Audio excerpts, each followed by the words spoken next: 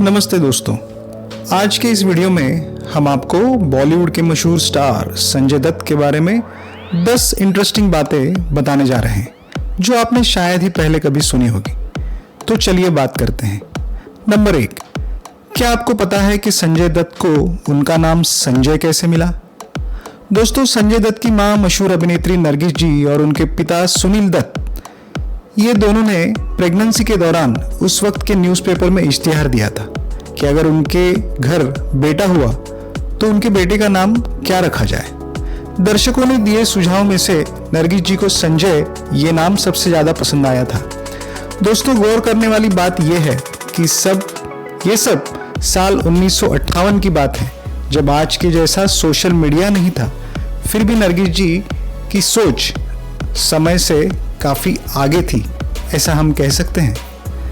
Number 2, क्या आपको पता है कि संजय दत्त ने 9 साल की उम्र में सबसे पहली बार सिगरेट को छुआ था?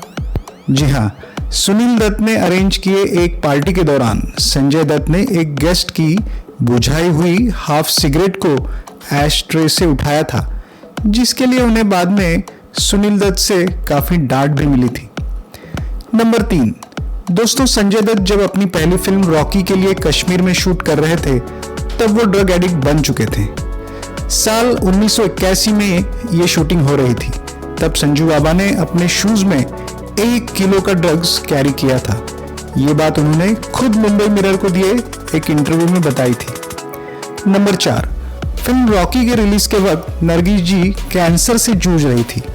अपने बेटे की डेब्यू फिल्म देखने की नरगिस जी को बहुत इच्छा थी, पर यह हो न सका।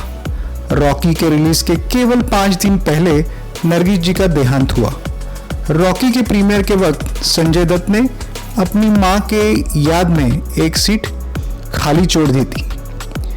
नंबर 5, क्या आपको पता है कि संजय दत्त की ड्रग्स की आदत कैसे छूटी? एक बार संजू बाबा ने नशा किया और वो गहरी नींद सो गए। बाबा की जब आंख खुली तो उन्हें समझा कि उनकी आंख 2 दिन बाद खुली है। उनके घर के नौकर को बाबा की हालत देखी नहीं जा रही थी। संजू बाबा को तब ये रियलाइज हुआ कि अगर वो ड्रग्स को नहीं छोड़ेंगे तो उन्हें दुनिया को छोड़ना होगा। संजू ने अपनी हालत पिताजी को बताई। सुनील दत्त ने संजू बाबा को अमेरिका के रिहैबिलिटेशन सेंटर भेजने का फैसला लिया।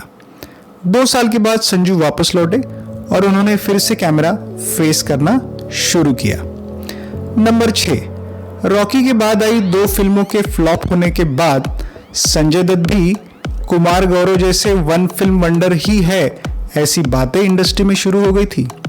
पर 1986 में रिलीज हुई महेश भट्ट के निर्देशन में बनी सुपरहिट फिल्म नाम ने संजय दत्त की किस्मत बदल दी, जिसके लिए संजय दत्त आज भी महेश भट्ट को हमेशा थैंक यू कहते हैं।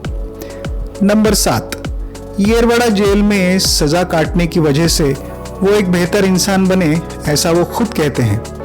जेल में संजय दत्त कई और कैदियों की तरह मजदूरी करते थे और प्रतिदिन 50 रुपए कमाते थे। इन पैसों से वो जेल कैंटीन में खाना खाते थे। जब वो जेल से छूटे तो उनके पास 450 रुपए थे, जो उन्होंने उनकी पत्नी मान्यता दत्त को भेंट दिए थे। जब उनकी बहन प्रिया दत्त येरवड़ा जेल में संजू को मिलने आई थी तो संजू ने अपने 2 दिन के खाने के कूपन अपनी बहन को दिए थे और खुद भूखे रहे थे। जिंदगी के मायने उन्हें जेल ने सिखाए थे।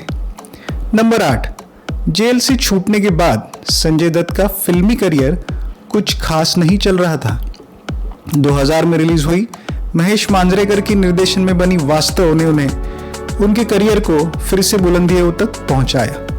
वास्तव के पहले उनकी बड़ी हिट थी सुभाष घई के निर्देशन में बनी खलनायक, जो कि 1994 में रिलीज हुई थी।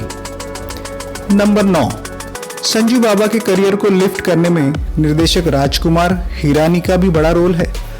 मुन्ना भाई MBBS और लगे रहो मुन्ना भाई जैसे फिल्मों ने संजय दत्त को फैमिली ऑडियंस तक पहुंचाया, जो ऑडियंस इससे पहले संजू के अंडरवर्ल्ड कनेक्शन की वजह से उन्हें कम पसंद करती थी। गौर की बात यह है कि मुन्ना भाई का जो किरदार है वो पहले शाहरुख खान को ऑफर किया गया था। मुन्ना भाई में संजय दत्त और सुनील दत्त एक साथ बड़े पर्दे पर रॉकी के बाद पहली बार नजर आए थे। और नंबर 10, राजकुमार हिरानी ने संजय दत्त के लाइफ पर बनाई संजू में संजय दत्त को उनके पिता सुनील दत्त का रोल करने की बहुत इच्छा थी, पर राजू नहीं माने। इस किरदार को राजू ने परेश रावल जी को देना प्रेफर किया। तो दोस्तों, ये थे संजय दत्त, जिनकी जिंदगी एक सिनेमा से कम नहीं है। बहुत सारी गलतियां करके भी एक इंसान अपने स्टार सन होने की वजह से बॉलीवुड में दोस्त बना सकता है और अपनी रिलेशंस के बदौलत अपना करियर बना सकता है। ये बात संजय दत्त ने साबित की। बॉलीवुड के ऐसे ही इंटरेस्टिंग फैक्ट्स जानने के लिए हमारे चैनल को सब्सक्राइब करना न भूलें। धन्यवाद।